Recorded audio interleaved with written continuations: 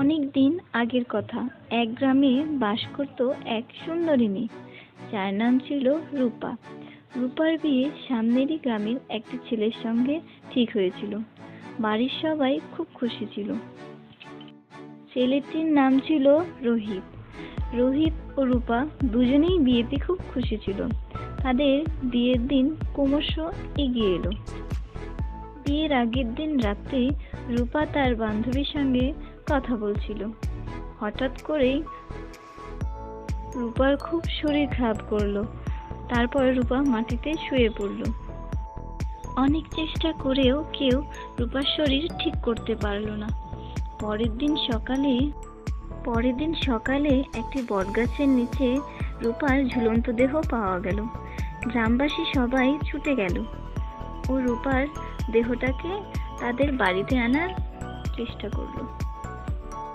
গ্রামবাসী বলাবলি করছিল রূপাকে নাকি কেউ মেরে ফেলেছে, কিন্তু কে মেরেছে সেটা কেউ বলতে পারল না। কিছুদিন পর গ্রামবাসী বলাবলি করছিল রূপা নাকি ভূত হয়ে গেছে, তাকে নাকি বটগাছের আশেপাশে ঘোরাঘুরি করতে দেখা যায়। একদিন একটি ছেলে রাত্রিবেলা সেই বটগাছের পাশ দিয়ে যাচ্ছিল। সে হঠাৎ রূপাকে দেখতে পেল। রূপা ছেলেটিকে ইশারায় কাছে ডাকলো। ছেলেটি ভয় পেয়ে দৌড়ে পালালো। পরের দিন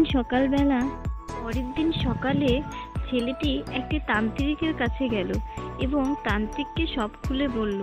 তখন তান্ত্রিক বলল, ঠিক আছে, তুমি চিন্তা করো না, আজ রাতেই আমরা সবাই মিলে ওই বটগাছের ওখানে যাব, দেখি এর একটা সমাধান করা যায় কিনা। তারপর রাত্রিবেলা তান্ত্রিক ও গ্রামবাসী মিলে রূপাকে মারতে গেল। রূপা তাদের দেখে, তোরা আমার কিচ্ছু করতে পারবি না, আমি আগেই মরে গেছি, এই কথা বলে রূপা হাওয়ায় মিলে গেল।